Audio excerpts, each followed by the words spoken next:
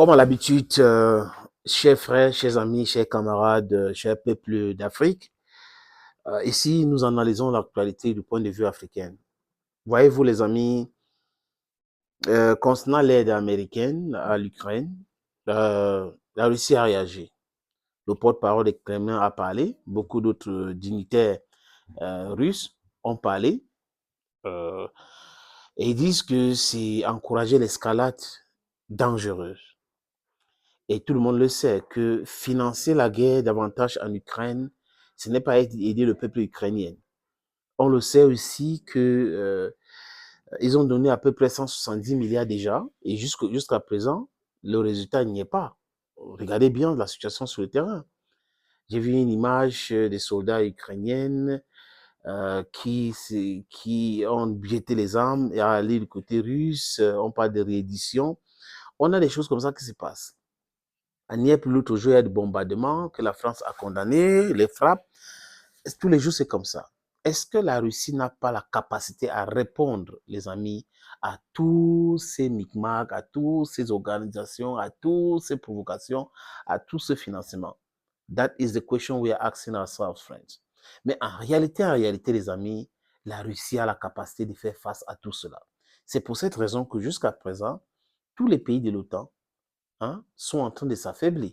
Jusqu'à présent, les pays de l'OTAN, pour ceux qui sont encore sciencés, ont compris. Regardez la Slovaquie, la Hongrie, la Turquie. Il y a des pays de l'OTAN qui ne soutiennent pas cela, qui ne donnent rien, qui ont déjà dit qu'ils peuvent aider l'Ukraine diplomatiquement avec le matériel, avec la nourriture, mais pas de matériel de guerre, ni soutien diplomatique pour la guerre, parce que eux, ils veulent la paix.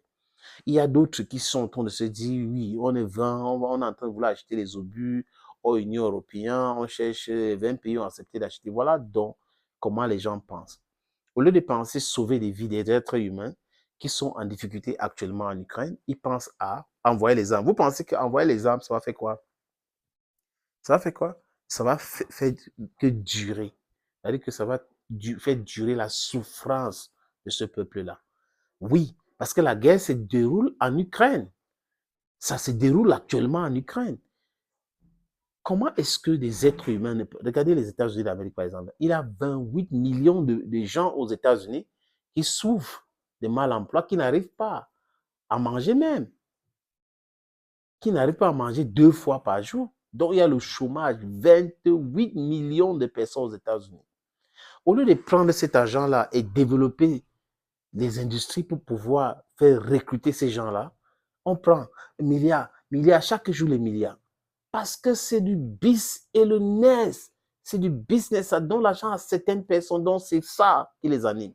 Et la Russie a mis en garde les États-Unis et l'OTAN sur la dangerosité de cette aide-là, sur l'escalade de la guerre, sur le fait que les gens vont souffrir davantage avec cette aide-là. Cette aide-là, ce n'est pas pour le peuple ukrainien, ou cet argent-là, ce n'est pas pour le peuple ukrainien. C'est pour les gens de Maïdan. Les gens de Maïdan, c'est qui? C'est Zelensky et ses amis. Qui, de façon occidentale, les médias et autres sont des gens qui sont bien vus, qui travaillent bien, mais quand en réalité, ce sont des incompétents créables. Ce sont des incompétents. Vous ne pouvez pas laisser détruire votre pays comme ça et que vous ne faites rien pour mettre un terme. Vous demandez les armes tous les jours. La Russie, ce n'est pas la Libye de Gaddafi qu'on a détruit en 2011. Regardez l'exemple de la Libye. La Russie, ce n'est pas l'Irak que les Américains ont décidé de détruire aussi, lors de ce qu'ils ont appelé la deuxième guerre du Golfe. La Russie, ce n'est pas l'Afghanistan. La Russie, c'est la on dit deuxième puissance militaire, premier. Parce que je ne suis pas sûr que les Américains pourraient faire face à 27 ou 40 pays au monde qui ne le soutiennent pas. Les Américains fonctionnent avec le soutien des Européens et tout. C'est pour ça qu'ils ont pris les Européens, ils ont mis dans une bouteille, ils ont fermé. Les gars n'arrivent pas à réfléchir. Donc, on a des gens vassalisés en Europe qui pensent comme les Américains, qui respirent comme les Américains, qui disent des choses exactement comme les Américains, qui n'arrivent pas à s'opposer aux Américains. Voilà pour vous. Donc, les Russes ont mis en garde, ils ont montré leur mécontentement, ils ont dit, ils vont attaquer ces armes-là, ils vont brûler les armes comme ils ont toujours fait. En attendant, les Russes progressent sur le terrain de façon sur méthodique. C'est de ça qu'il est question aujourd'hui, les amis. Thank you, friends, for always watching videos on this platform. Thank you again, and bye-bye for now.